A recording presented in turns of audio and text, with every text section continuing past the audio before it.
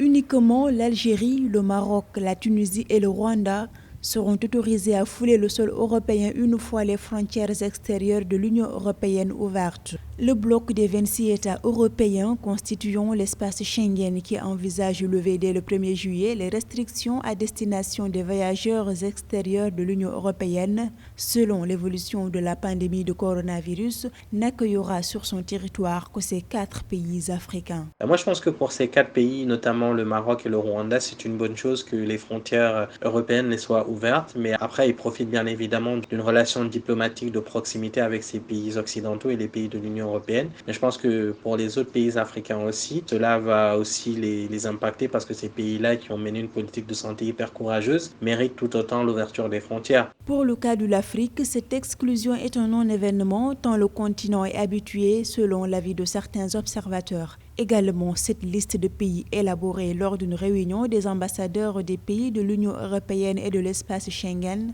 ne comprend donc pas les États-Unis, le pays au monde le plus touché par la pandémie de coronavirus. Donc après, d'une certaine manière, est-ce que l'Afrique pourra reprendre la même politique vis-à-vis des pays européens? Moi, j'en suis pas si sûr. Donc pour ma part, je pense qu'ils doivent essayer d'ouvrir les frontières auprès de ces pays-là et ne pas rentrer dans une politique conflictuelle avec l'Union européenne. Moi, je pense que les relations à État doivent être des relations de proximité, des relations diplomatiques bonnes et intéressantes entre les pays. Au moment où l'Union européenne s'accorde sur la réouverture de ses frontières extérieures, la pandémie de Covid-19 s'accélère en Afrique où la barre des 370 000 cas de contamination par le nouveau coronavirus a été déjà franchie.